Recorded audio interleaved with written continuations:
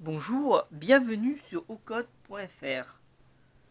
Dans cette vidéo, avec le module relais, nous allons commander ce relais en créant un astable.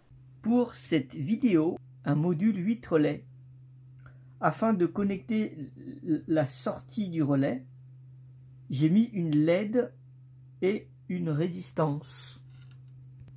Voici le câblage de sortie. Nous avons 3 sorties, 1, 2, 3, enfin 3 borniers à visser. En position repos, l'interrupteur conduit donc 1, 2, 3, en 1 et en 2. En position travail, la bande 2 et 3 sont en court-circuit, comme ça. Donc j'ai mis en 3 la grosse LED bleue qui va à la masse.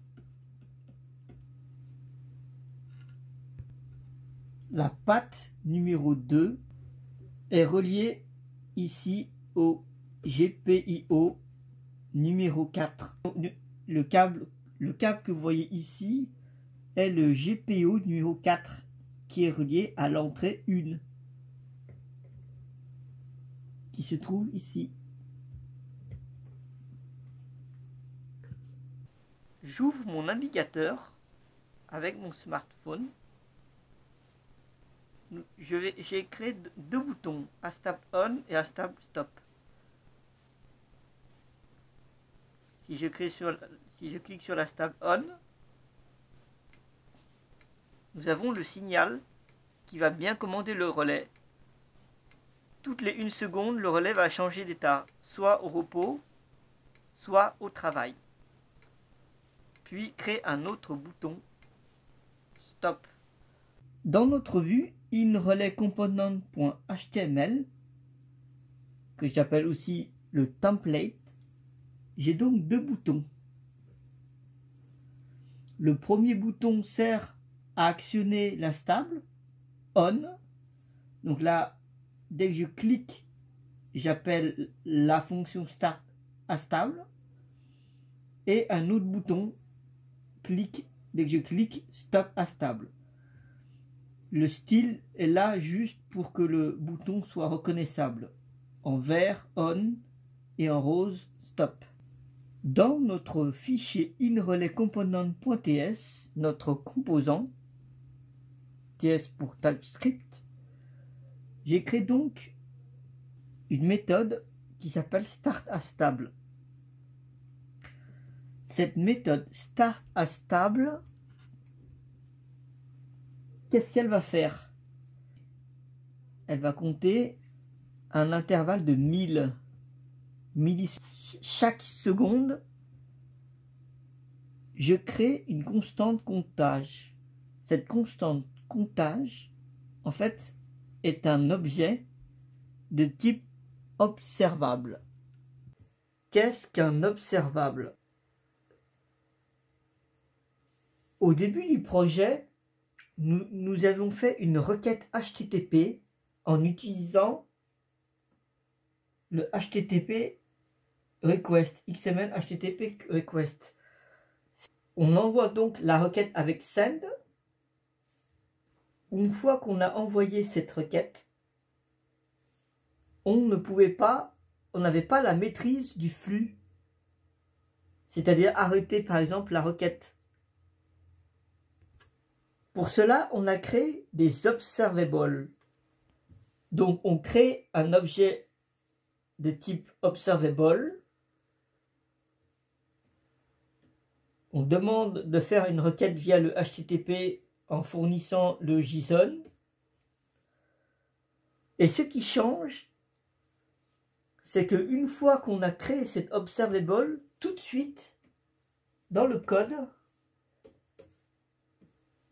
on crée un observeur. Donc l'observable va recevoir cette requête. Par exemple, le serveur, notre P0, qui commande des relais via le GPO, retourne 200. Pour pouvoir vérifier que le serveur a bien fait la requête, on a donc un objet de type observeur. Et pour pouvoir discuter, regarder ce qu'il y a dans l'observable, on va faire un subscribe. On va souscrire à cet observable. Dit comme ça, vous allez dire, bah, on a créé juste une étape supplémentaire pour souscrire à cet observable. Imaginons que notre P0 possède un capteur de température. Nous avons besoin de cette information pour réguler un chauffage. Si par exemple toutes les 10 secondes ou toutes les secondes nous avons des données, elles devraient être transmises ici sur notre client. L'observable va donc récolter les informations toutes les secondes. Il va avoir un flux de données de température au client.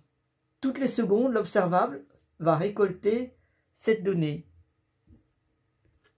L'observeur va donc pouvoir, grâce à sa souscription, récolter toutes les données du flux de température. Si à un moment donné, nous n'avons plus besoin de ce flux de température, il suffira de faire unsubscribe.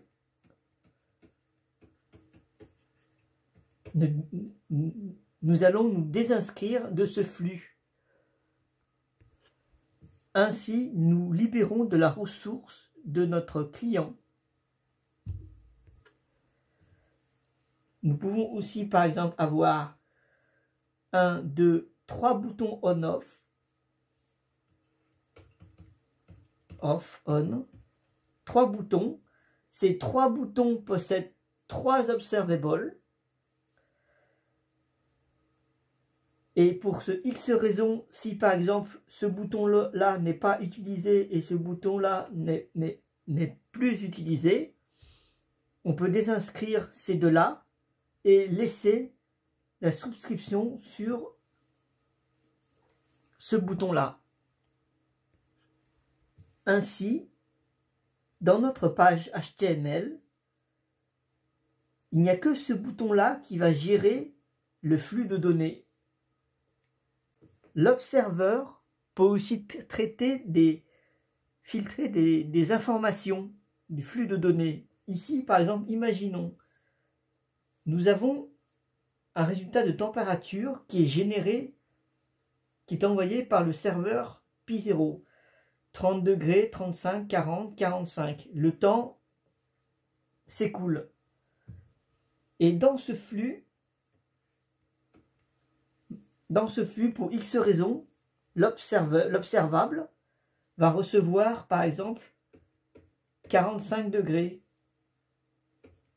30, puis 40, puis 35. L'observeur, avec un observeur, il va filtrer ces données-là par ordre de temps ou par ordre, par exemple, croissant. L'observeur va donc pouvoir remettre dans l'ordre 30, 35, 40, 45. L'observeur va donc filtrer, ça s'appelle un map, filtrer avec des opérateurs par ordre croissant ou par ordre chronologique. Avant de traiter ces informations asynchrones, l'observeur va donc nous mâcher le travail et nous pourrons ainsi, on va donc pouvoir exploiter correctement ces informations auquel l'observeur a déjà préparé ses données prêtes à l'emploi. Voici un exemple, un observable qui va récupérer les informations aléatoirement. Ces informations, il va les mettre sous forme de tableau. Ce tableau va être mappé et à chaque chiffre, il va les trier. Une fois qu'il aura terminé de trier, on souscrit à cet observateur pour nous donner un à un les résultats de la donnée reçue et triée. Donc revenons à notre composant. Ici, donc lorsque je clique sur le bouton, je fais Start Astable. Donc notre Start Astable est ici. Ce que je fais ici, c'est donc on crée une constante comptage de type subobservable. Toutes les secondes, il va envoyer une requête. Quelle est cette requête? Ici, et REQ P0.subscribe. Il va souscrire à l'envoi de la requête. La méthode subscribe nous donne 3 informations. La valeur ou une erreur s'il y en a. S'il n'y en a pas, on peut lui donner un retour. Ici, on fait console log time OK. Donc toutes les secondes, il va demander ici dans notre requête REQP0, il va demander envoyer en fait un JSON qui est stringify, qui est sous forme de chaîne de caractères, le canal 4. Je t'ai commandé le canal 4 et l'état, donner l'état de la position init position. Init position au début est à 0. Donc le but, c'est d'envoyer cette position 0 au relais et toutes les secondes faire un astable. C'est-à-dire que cette init position va changer toutes les secondes. Soit 0, soit 1, soit 1, soit 0. Ici, donc, je charge la position et je mets, si la position est égale à 0, donc la position sera, on le met au travail. Si la position est au travail, on le met au repos. Et une fois que j'ai déterminé la position du relais canal numéro 4, j'envoie la requête HTTPost à notre P0 qui est 192.168.1.46, le port 8000. Maintenant, si nous voulons stopper la stable, nous avons ici notre bouton clic Stop Astable. Donc dans notre composant, le Stop Astable qui est ici, il va dire si la stable est à true, c'est-à-dire s'il est en fonctionnement, puisque s'il n'est pas en fonctionnement, cela ne sert à rien de le stopper, puisqu'il est déjà au repos, tout le temps au repos. Donc là, on prend le flux de souscription et on arrête la souscription. On arrête de souscrire à l'observable. Donc, le relais va s'arrêter de claquer. Nous allons passer au test de l'application. Donc, ici, j'ai ma page, localhost 4200, je lance Astable On. Là, la stable on demande de fermer et d'ouvrir le relais. Mais ici, nous avons erreur connexion refused. Donc ici, nous pouvons voir, vous pouvez aussi passer par réseau. Là, ici sur le réseau, en cliquant sur Fetch as R, nous pouvons voir chaque ligne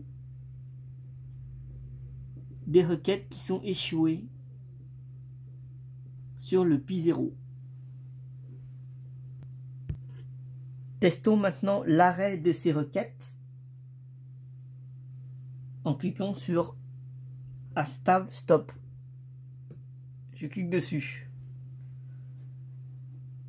Et là, la console s'est bien arrêtée. Donc je recommence, je rafraîchis, je fais Stable On, puis Stable Stop. La souscription Unsubscribe a bien fait son travail. Ici, on peut remarquer un no erreur, ce qui est tout à fait normal puisque le P02 n'est pas mis en service. On va donc se connecter dessus.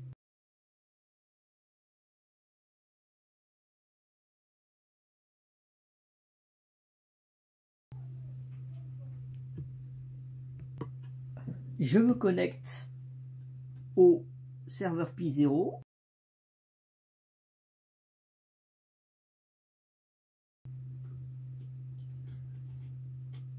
CD serveur. Et là, je lance le serveur. Node serveur.js. Le serveur est prêt. Je vais donc lancer la stable pour voir ce qui se passe sur le serveur.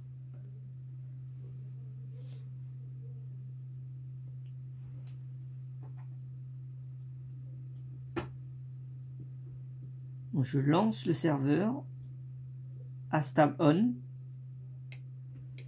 et là le relais et la sortie sont bien activés.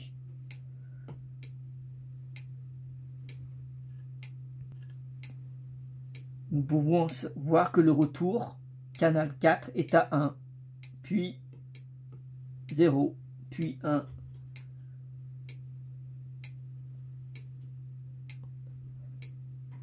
Maintenant, si j'arrête avec un stable stop, et là, il s'est arrêté. Le Unsubscribe a bien fait son boulot et le serveur ne reçoit plus de données à exécuter. Donc, lorsqu'on crée ici le comptage, il faudra ne pas oublier d'importer intervalle et subscription. De toute façon, avec Visual Studio, si j'efface la subscription, ici, il va me proposer, en survolant intervalle, une correction rapide, qui est d'importer RxJS. Voici donc le test final, où on reçoit la côté client, côté serveur, donc état 1, 0, 0, 1, 0, 1, là ici, et si je clique sur Stable Stop, et voilà, là ici, nous arrêtons d'envoyer des requêtes. Ici sur le serveur, nous arrêtons de recevoir des requêtes.